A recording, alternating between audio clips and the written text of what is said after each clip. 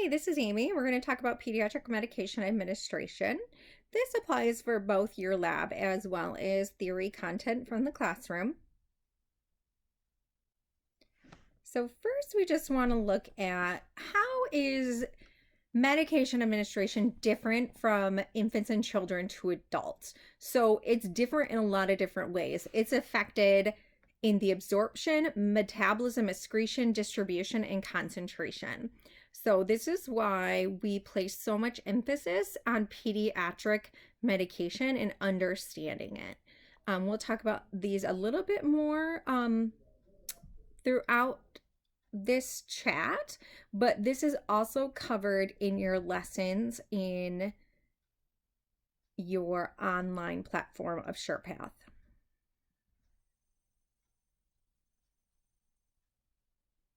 So things we want to consider when we are giving medications to our patients, we want some psychological and developmental factors. So we always want to think about the age of the child and make sure our explanations are appropriate. Generally, simple explanations are what we want to focus on, and make sure we're using familiar terminology to the child and careful choice of words. We want to offer choices. When we offer choices, they need to be choices that no matter what the child selects, the choice will work. So do you want me to give you your medication, or do you want mommy to give you your medication? Either one of these are fine. The child's going to get their medication, but it allows them some choice in the matter. It's important that we're always honest. We don't want to lie to the patient. That breaks down rapport and trust within our relationship.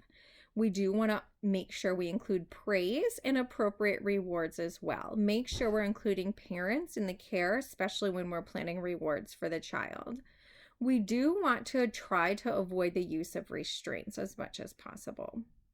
Think about other things that can be used, such as distraction, being held by mom or dad. If there's a child life specialist at your work, that will also be very helpful.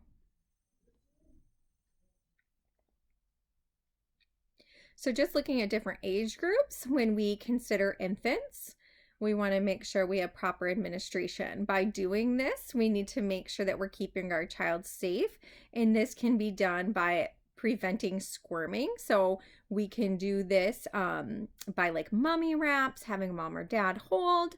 And with this age group, it's really important that we have cuddle and comfort before and after medication administration. So one thing you'll frequently see like in the peds office is sometimes moms will nurse their infant before and right after vaccine administration because it is a comforting thing to the child. Toddlers have that magical thinking. You want to let them play with any equipment that would be safe to let them play with. Allow them to sit on parents' lap as long as parents understand how their role is going to keep the child safe, and include praise, cuddles, and rewards. Preschoolers fear the unknown and they fear pain. Therapeutic play is important to them as well as control with choices. If you know preschoolers, you know they want to be in control, and giving some choices will really help. They also love the Band-Aids, so make sure you have Band-Aids available. School-age children, this can be kind of a big range, but they fear loss of control, pain, and injury, but they're a little different in like the toddlers and preschoolers because they can understand some more complex explanations and understand rationales behind things and the importance of medication a little bit better. Again, including them in care and giving them some choice is really important. They usually will cooperate well, but may need some distraction and some praise and support and maybe even rewards to help them to cooperate.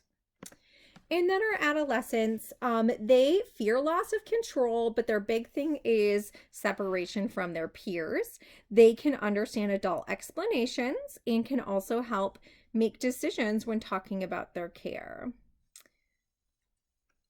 Sometimes we may see with them a hyper response to procedures or medications that may seem inconsistent with their age. Again, anytime a child is in a healthcare setting, we may see some regression. Again, praise is important. Praise is important at any age group.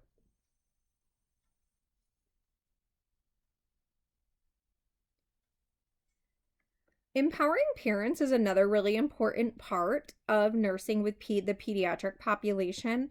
We want to make sure that we're including them in our care, and making them feel like they have some control as well, because it can be hard with a sick child and feeling out of control. So we can empower patients by, of course, including them when gathering information about child's allergies, how they normally give medications at home and how the child normally does at home, their ability to take medications, can they swallow a whole pill? Providing explanations for the parents for them to understand. They're going to want probably a little bit more in-depth understanding if they have young children, where with a young child, we're going to give them a separate explanation. We always need to use our 6 rights, but we are able to allow the parents to administer medications if that's what they prefer. When teaching parents and looking at discharge, it's important that we educate patients and their parents on proper position for medication administration.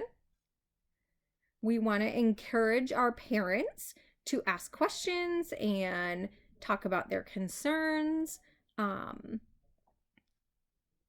and give them time to do that. Don't rush them through that.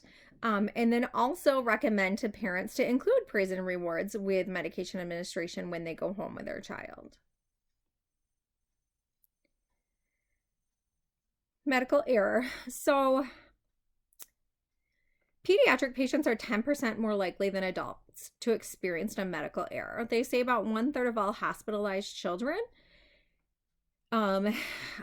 have a medical error at some point. So this is often due, just like we talked about at the very beginning about pharmacokinetics, that there's a narrow therapeutic to lethal range in children, in that dosages are going to be done by their weight or body mass. So improper dosing can lead to that med error, and that is the most frequent med error we do see with children. So that's why it's so important that you understand the importance of medication calculation, because though the physician calculates and the pharmacy calculates, we know sometimes in that Swiss cheese model, things slip through and the nurses are that last catch. There's a lot of change that's been done to try to prevent these errors from happening. You will see these, you probably do see these if you've worked in healthcare, but standardizing the medication procedure and processes, IV pumps, educating staff on errors that can still happen. The IV pumps, machines, computers, those aren't error proof. Errors can still happen. So it's important we're still being diligent in double checking things and not just relying on the computers. Using oral syringes for oral meds rather than the cups to give more precise measurements. Pediatric specific medication formulations and concentrations, so only having certain concentrations as well, because there were different concentrations of different meds. Our barcoding technology has really helped.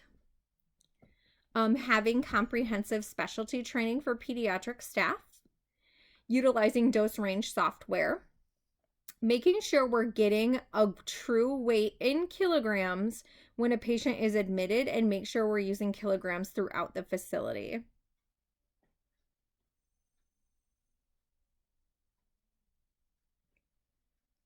So oral medications are what we're going to see probably most commonly. The reliability of oral medications can be lower related to absorption issues, and also because our younger children will sometimes spit it out. It could spill, or sometimes, we can have patients vomit or spit up. There are different forms available. So there's liquid, which can be an elixir or suspension. We have chewable. We are seeing more sprinkle or powder forms now. And then, of course, pills that they could swallow. When we are assessing our patients, we need to consider a gag reflex. Is their gag reflex present? They're able to swallow. Are they able to swallow? Can they swallow a pill? And how have they taken meds at home in the past? When we're preparing to give our medications, we know if a patient's getting a liquid medication, the medication needs to be calculated in milliliters, and we need to double check that. We need to use an oral dosing syringe, which you can see in the photo. When it's given, we want to give it with a non-essential food. So if we have a 4-month-old that needs medication and they nurse or take baby formula, that's an essential food, and we would never want to mix it with that because then the child may turn away from their main source of food. So you want to give it with a non-essential food, and you also need to consider food compatibility with the medication that's being given. Again, just looking at specific age groups, how to give medications. When we look at infants, they're going to be given elixirs or suspensions. They're obviously not going to be doing any chewables, and they need to be given their medications with an oral dosing syringe, or sometimes an empty nipple can be used to get them to suck it through there. They should be in an upright position, and you want to pocket the medication in the side of their cheek. Toddlers, again, will be given liquid medications. We can give them the option to take the medication themselves, and again, focus on choice and rewards. Preschoolers, liquid medications, or they may do chewables. Our young school age likely will do chewables. Our older school age might be able to swallow a pill or a capsule. This is something that needs to be assessed on an individual basis. There's adults who can't swallow pills, and I know my son started swallowing pills when he was like 5 with yogurt because he couldn't stand the taste of medication. So really depends on the individual and their desire to learn. Some people just can't swallow pills. General administration guidelines, making sure a patient is sitting upright or slightly recumbent. We want to provide food or fluid after the medication if we're able, and allow the choice of the patient to pick that food or fluid if able. If your patient does vomit or spit up the medication, you'd want to call and notify the physician.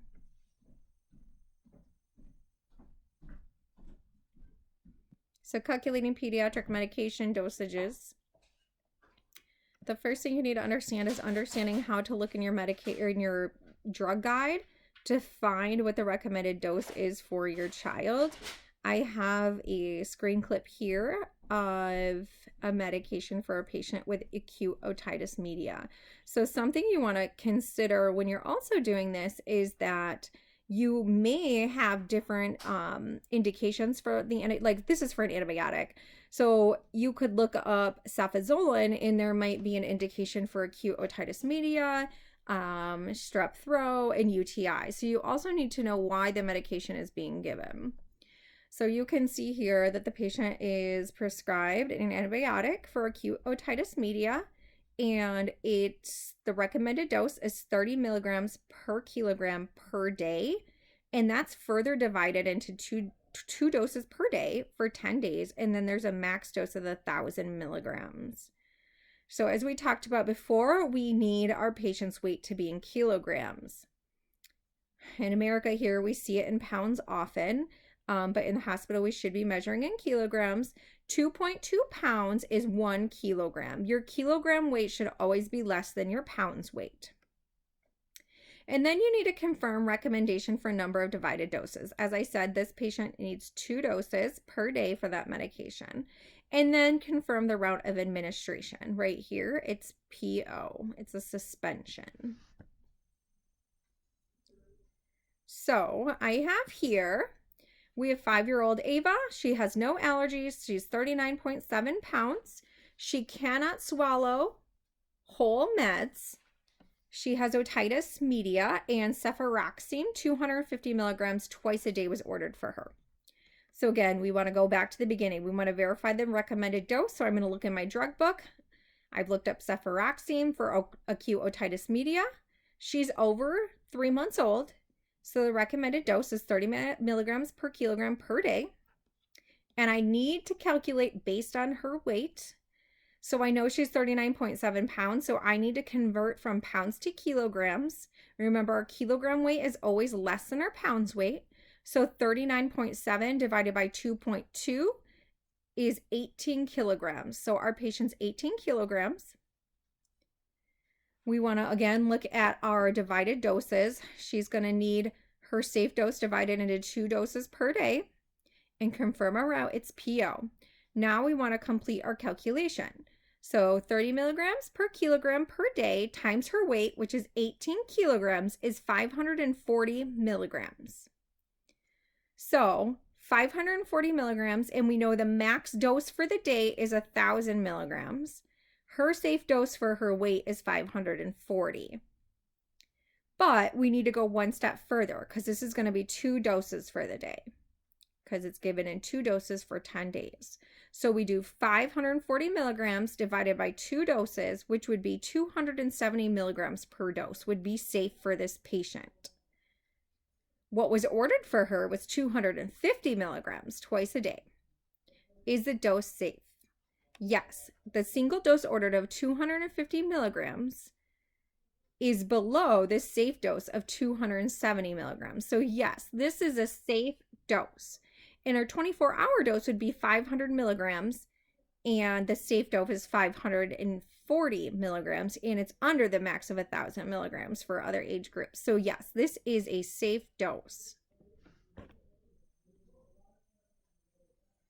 We do have one more step though. Ava can't swallow medications and she needs an elixir.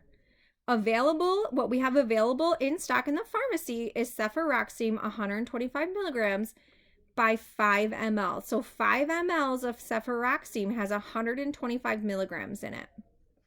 So what we want is we do dose ordered divided by the dose available times the volume.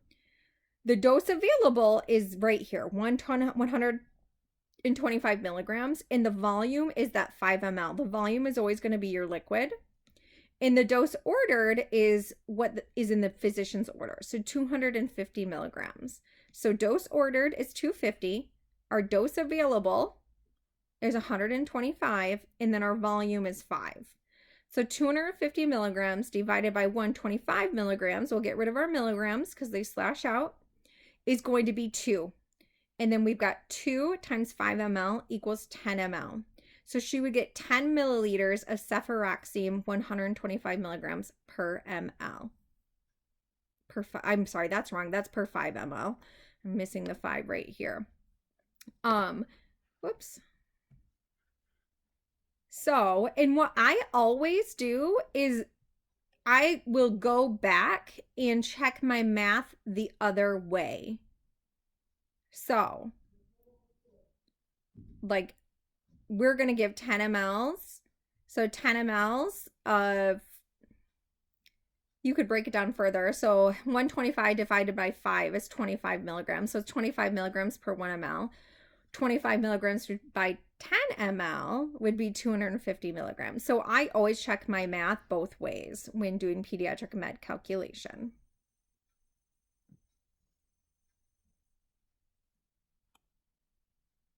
I'm going to stop there and then I will start over for injections next.